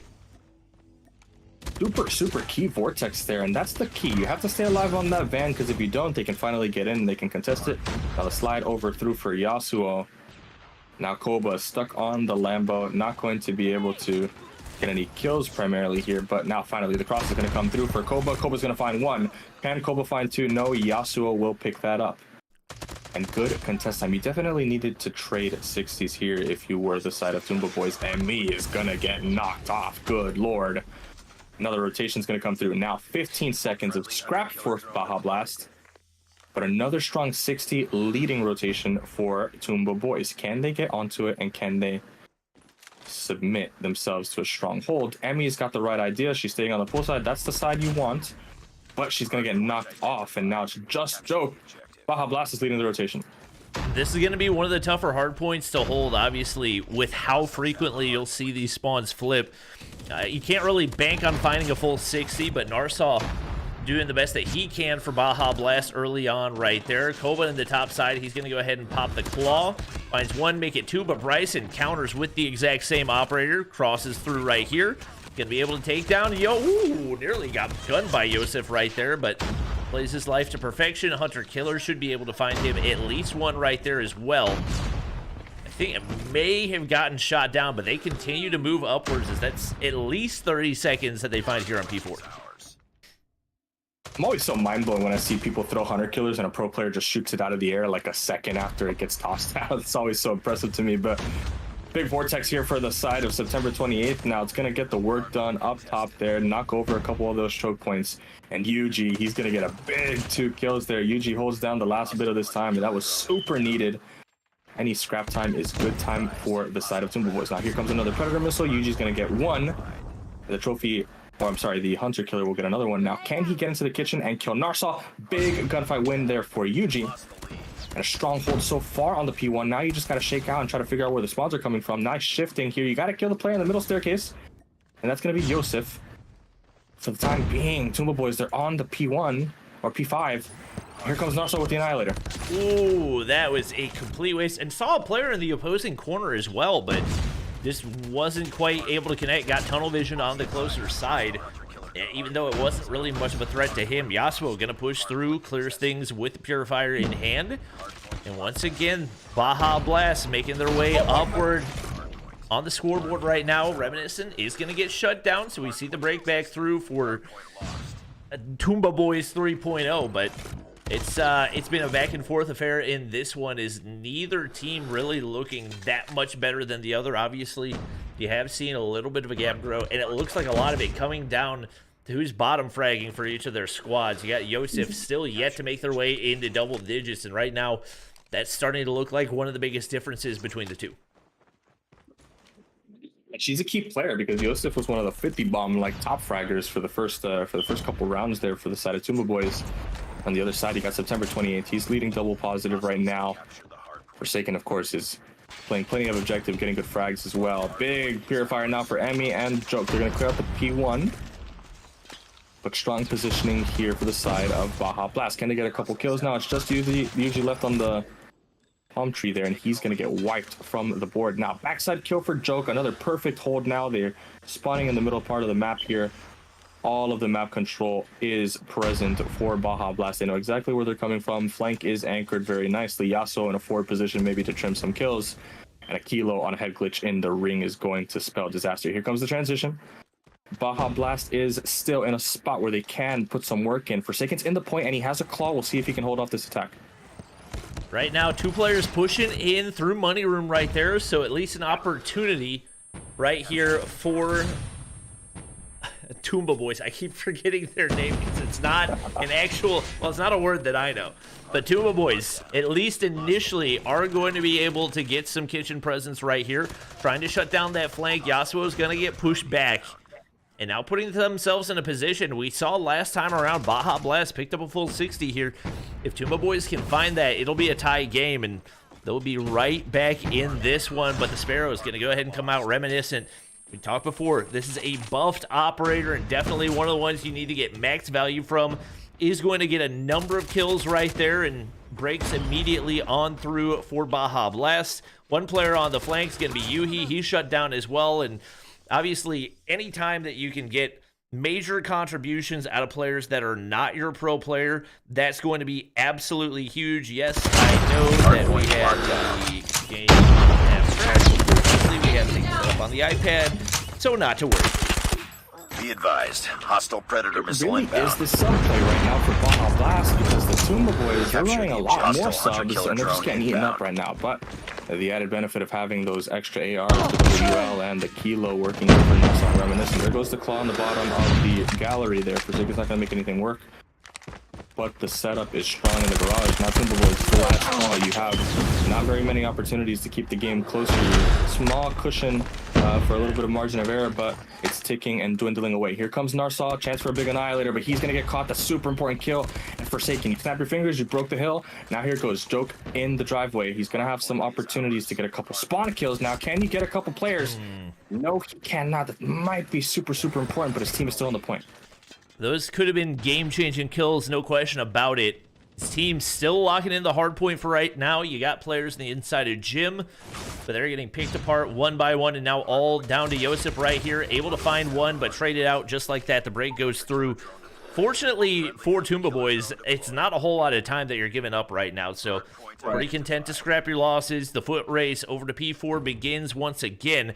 It looks like Yuhi already set up here on the inside of Cubby. Does get spotted out by Bryson, but he's got to go big. Two players he has to deal with, somehow staying alive right now, but finally gets shut down. Narsaw now trying to do his best to find a break-in with the Annihilator.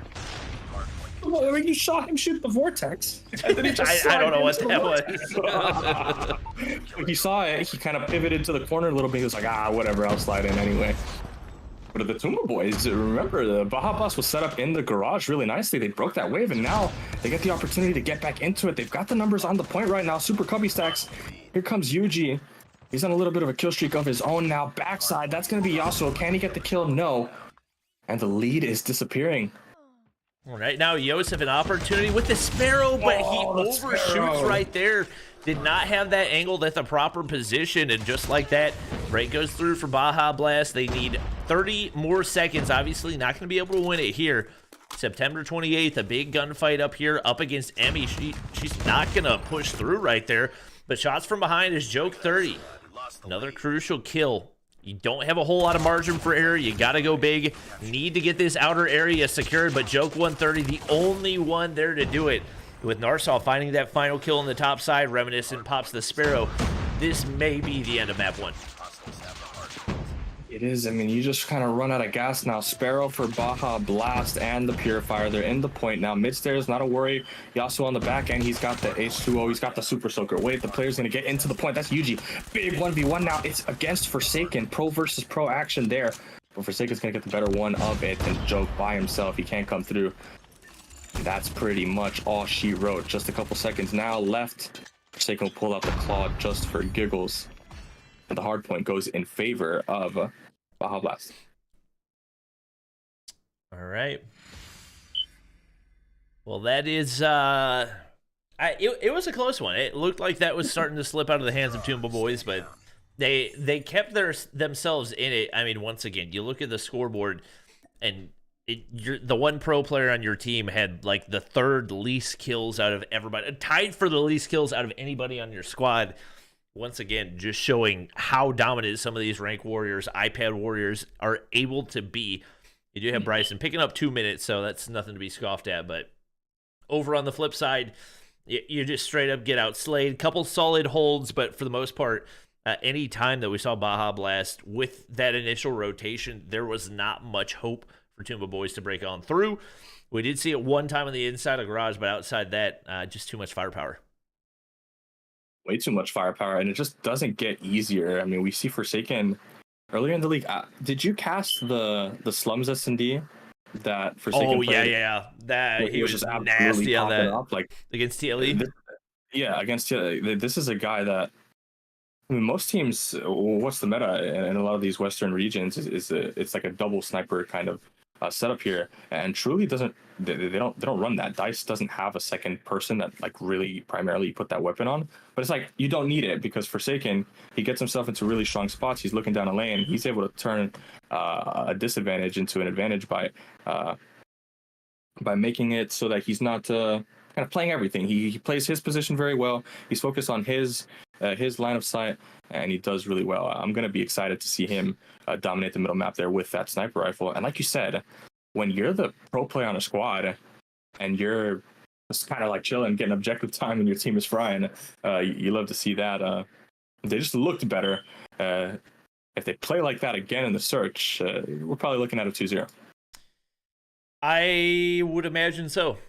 But obviously, you can't count the Tumba boys out quite yet. Yuhi, an incredibly experienced player, obviously trying to be the leader for the squad. And this is one that can snowball very quickly depending on which side you're starting on. Very, very difficult to play the offensive side here on Slums S&D. And unfortunately for Tumba boys, that is the side they're going to be starting on. So they got to find a way to go big.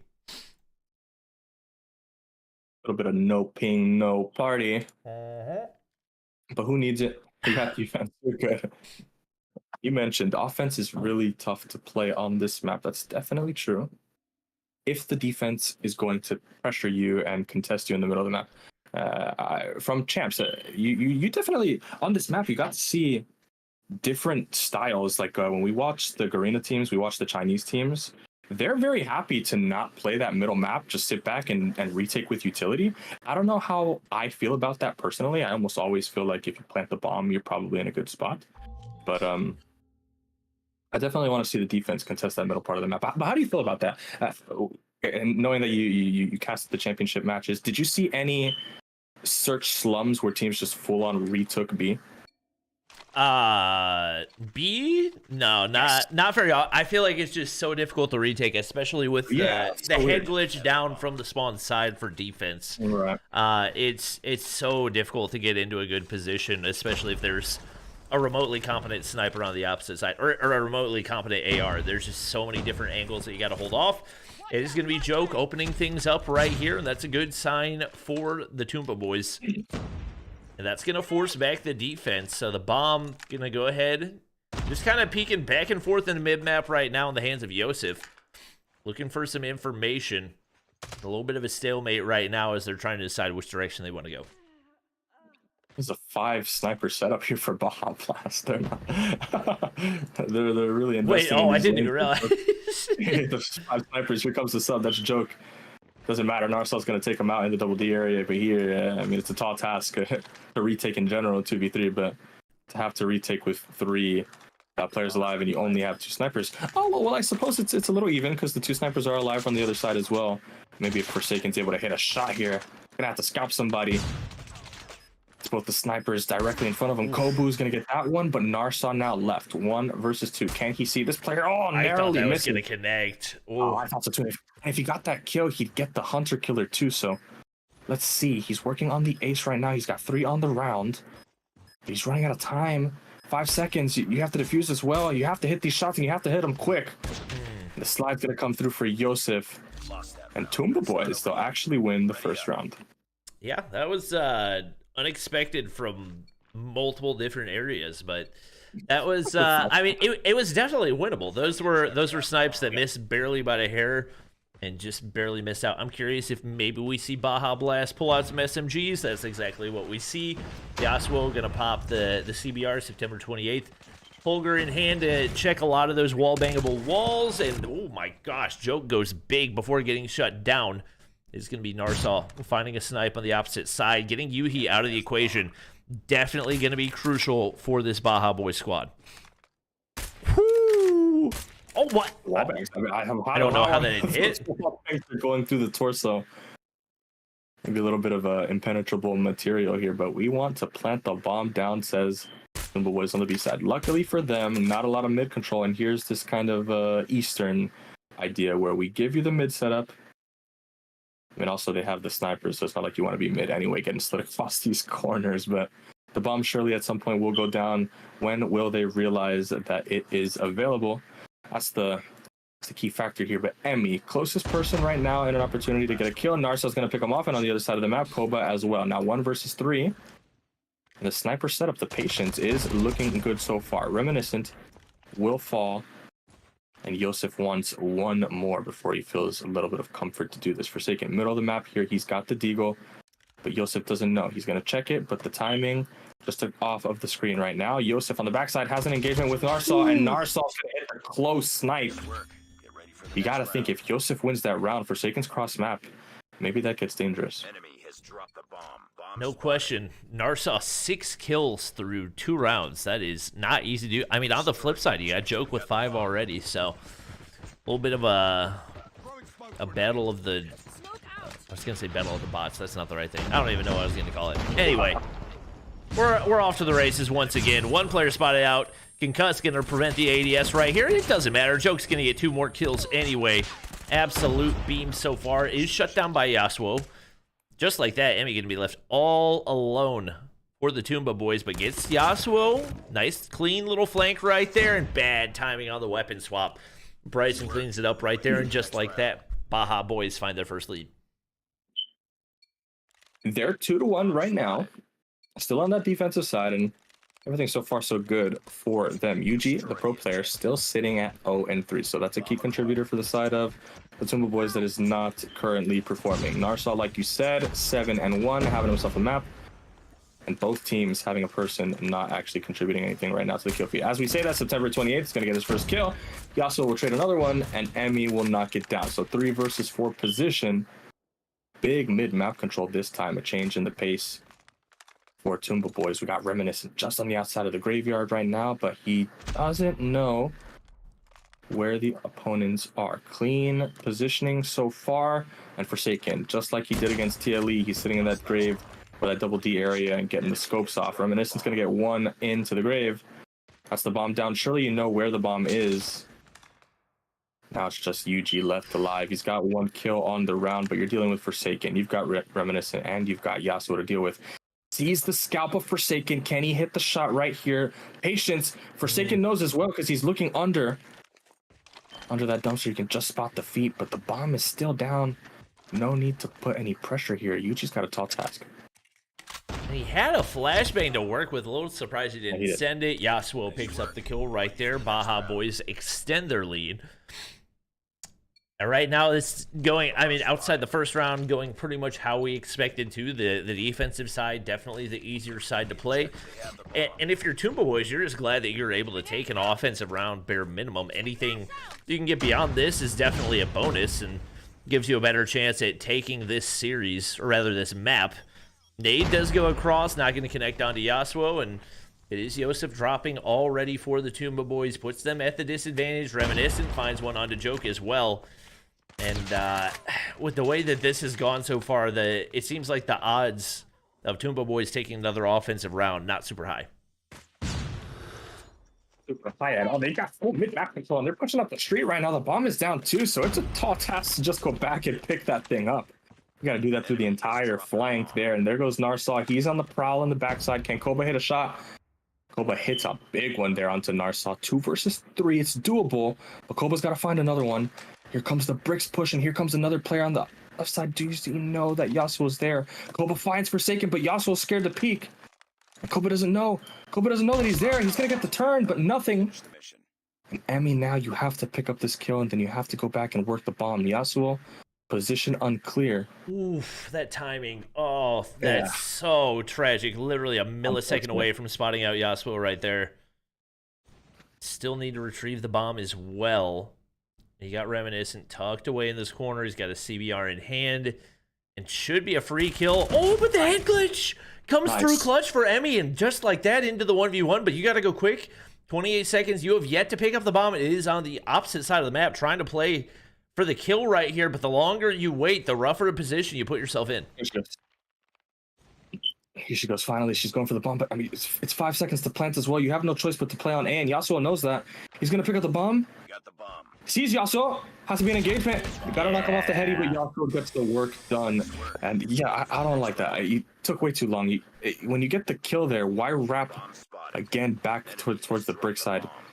You gotta pick up that bomb, and you gotta see if you at least start thinking about putting the bomb down. But potentially one more round for Tumba boys could make it not so uncomfortable on the defensive side. That's definitely a healthy target. Yosef is going to get reminiscent. Yeah, if we can just get to 2 rounds, that would be great. No question about it. Oh, it would be nice to have. Okay, reminiscent drops. Joke finds another. Joke yet to be traded and looking like an opportunity for another one of those offensive rounds to go through. I mean, the fact that you've not only found an offensive round, but you're on the brink of finding 2, and Yuhi's only picked up 1 kill so far. That's the player that you are banking on to make the big plays. You get the bomb down right here. There's not much of a presence on the back side of the bomb either to try to make a push back. And right now, Bryson looking for something. He and Narsaw combined for 12 so far, so they're more than capable, but Yuhi lines it up perfectly. Narsaw can't connect on the quickscope. Put him in the blender right there. And now 2 rounds on the offensive side. This is far from over for the Tumba boys. They win those 2 offensive rounds pretty close in proximity, so you haven't totally lost your momentum. You're going into the second half now with a round win. See if we can put some pressure, put some pace on that mid-map, and that's exactly what's going to happen. Yuji with the shotgun, and everything will come now to a screeching halt, or will it? Are we going to see Yuji get into the grave? No, but Koba's going to pick up Narsaw. That's a top contributor onto Baja Blast. Forsaken will trade it on the other side onto Yosef. The bomb now just on the other side of Yuji, but they don't know that he's here. Joke playing through the brick side. Yasuo, big engagement. You're going to fall, and maybe the swing now will come through grave. That's going to be correct, but September 28th will find Yuji. It's a 3 versus 3. You've got mid-map control. Chill out a little bit, Joke. He's going to go big and at least trade 1. But now Koba, engagement here onto September 28th. Forsaken finds Emmy, and now it's just Koba. Koba, you have to hit the shot right now. You have to hit the shot. You got to kill this player. This is going to be the bomb. He's going to throw the nade. Koba's going to have to slide off. Hit markers, 1 shot. Gets away with her life. Oh my gosh, just by a sliver right there. And right now, like, you have a tiny bit of information if you're Baja Blast, but definitely not a surefire. Bryson's actually going to read it perfectly and cleans things up right there. Now only 2 more rounds needed for Baja Blast to close this out into 2-0. And right now, you can't afford to give away any more defensive rounds. You've got the advantage right here if you're Tumba boys. Joke doing everything that he can. 10 kills on the board, but just has not been enough contribution from the rest of the squad. We'll see if he can continue to do it all himself. Gets pushed up into the mid-map once again. Got to pay attention to that hop-up over there. Nobody going to peek, and does get an audio cue here as well. September 28th, big-time opener on Nakoba. Yuji finds a nice one there, but too many kills for Baja Blast. Just not enough centering. The gun doesn't come up. And the bomb, even it's a weird kind of structure for the round right now. They've got the kill advantage, but the bomb is deep on the street, so you can't even plant it yet. But now, bomb is coming across. Does it even matter? Yuji now left in a 1 versus 4. The bomb is moments away from being planted on the other side. They know where Yuji is. You got to hit this shot quick, and you got to get the turn. He's going to turn right now, find the kill. Oh my god, what? Please. I thought he saw him for sure, but it looked like he looked at him twice and this kept turning away. I don't know if maybe his sense is just too high. Makes the read. Oh, oh my god. Completely dumpsters Yasuo right there. Not an over round quite yet, but the bomb's down. You got to make the push soon here. Doesn't have the read over to the right side. Bryson gets dumpstered. Oh my gosh, if he clutches this right now. Absolutely filthy shots out of Yuhi. And all down to reminiscent. Does he make the read right here? Has the information, but doesn't quite get the timing. He's a woman. He can get it. He can stretch it. He can stretch it. Prone, Yuji, prone. Oh my. That was one of the most disgusting clutches I have seen. And at the same time, how do you not know he's got room to defuse on the opposite side? Man. Oh my god. Oh man. I mean, he says Forsaken. Come on, man. You got to go learn X Defiant, bro. I don't know what's going on. But Koba's going to find Reminiscent there. That's got to surely swing the momentum. And there's a big implication to that round, Bobby, because that was the round for match point for Baja Blast, and suddenly now you're not on match point. Big momentum swing for the Tumba boys. And it's even right now, 4v4. Right now, you get the audio cue. You know somebody's on the opposite side of that wall. Might be able to get the wall bang, but Koba's going to go prone. Not trying to give away any free kills if he doesn't have to. 4v4, but Yasuo picks up one. Once again, Baja Blast gets the advantage right here, but we've seen times when they haven't been able to capitalize on that. Koba going to be forced back. Wall bang by Narsaw, just too clean right there. He's going to be able to stay alive, gets into the mid-map right here, and now all down to Emmy and Joke. Joke has been so good for the Tumba boys so far, but can he clean it up now into the 2v2? It was a huge bait and switch there. Joke goes through the grave, finds a kill on the backside. The player runs away, but doesn't notice that the bomb player, Emmy, was still alive. Emmy gets the kill on the backside. Blank. Now it's a 2 versus 2, like you said. But the players are so split off. This time, they're so far away from the bomb. But Forsaken now in the middle of the map. He's going to catch Emmy. Now it's just up to Joke. He's going to pick up the bomb. Forsaken, I think he's misplayed this terribly. And Joke is going to stick it. And another incredible win. I mean, the game should be over. The position advantage for the side of the Baja Blast team. But just the stones, the clutch plays coming out of the side of Tumba boys. They're making it work right now, and they're 1 point away from tie game. It seems like right now Baja Blast might be a little bit mentally shaken. Multiple misplays on back-to-back rounds, allowing Tumba boys to get back into this one. Not something that you can afford to do. You lose that momentum, you lose every advantage, but Narsaw goes big off the first blood right there. Clean jump shot off the A-heady.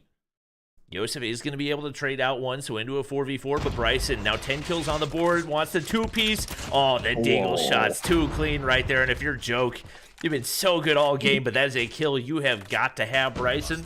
Nobody there on the opposite side of the wall for you. Koba is going to be able to find another. Oh my god, Koba. Narsaw drops, and just like that, into the 2v2 again. And Emmy on the other side, too, was just unlucky for her. But she lit up Forsaken, and Forsaken just kind of managed to slide away with just a hair of life. Now Forsaken, he's going to make him pay. Don't check my angle, but Emmy has the benefit of having the bomb down. I don't know if she knows that, but Reminiscent, first bite at the apple now, but Forsaken's not too far away. Oh my god, both of them are one shot. Emmy has an opportunity. Emmy has an opportunity. Reminiscent, here comes the slide now. Reload in for Emmy right now. She's going to take the gunfight. And Reminiscent, super tight gunfight. He's going to win that one. And now it's match point.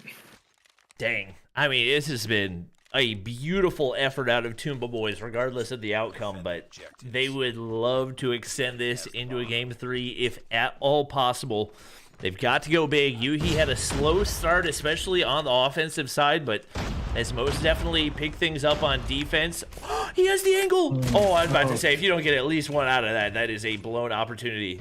That's going to be huge, but Yasuo, once again, just so many of these early kills, and make it 2 as he takes down Yosef as well. Make it 3. Yuhi drops, and now Emmy, the only player with a chance at saving this game and saving this match. I don't know if Emmy's got another Yuji play in the pocket right now. Statue control for September. It would need a miracle right now. You've got all eyes on you. Middle map. Here comes Yasuo. And Yasuo with 4 kills on the round says, hey, give me the rock. I'll do it myself. Give me the gauntlet.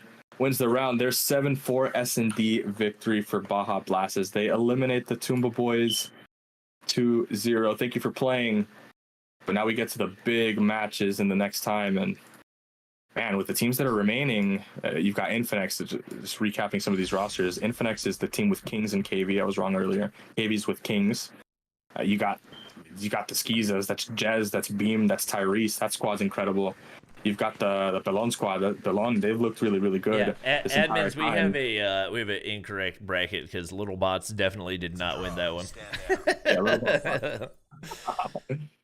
Just sorry, just noticed that as we switched up the bracket there, but obviously Yasuo apparently Yasuo hasn't played COD Mobile in like at least the last 5 months, because I don't know how else you get to veteran tier. But 14 kills on the board, not feeling too rusty. No surprise to see Bryson up there as well, but well played by Baja Blast. They will advance, and definitely coming off of that one, as dominant as it was, got to feel like they're one of the favorites heading into the semifinals. What are the matchups for the semis? We got Infinix versus the Pelone squad, Skeezahs versus Okay. Baja Blast. That's going to be a banger. And That's then gonna be a banger. losers match to determine third place, because only the top 3 teams get the Bobby skin for free. And then for match 4, it will be the winner of the 2. So Skeezahs versus Baja Blast for me is definitely the must-watch match for sure. And it gets better too, because I mean, whoever wins that next matchup, I mean, right now, if I just had to guess, I would project the Infinix to win, just because they've got a little bit more pro style talent on that squad. We get to see, if we were to get to see a team like that play up against, quite honestly, either of these 2 squads on the other side, we'd have an incredible final too. But all of these teams at this point, great squads. Yep. Well, a little bit shorter on the action tonight. Obviously, the combination of 1 forfeit and 3 2-0s made things a little bit quicker, but we appreciate you guys watching. We will be back at it tomorrow night. We've got the semifinals, we got the third place matchup, and we've got the finals. We got best of 7s coming up, and it's definitely going to be a couple of bangers. Looking forward to it. Thank you guys for watching. Thank you to Zim for casting with me. It was great casting with you for the first time, and we're going to head out for the night. Hope you guys enjoyed, and we'll catch you guys in the next one.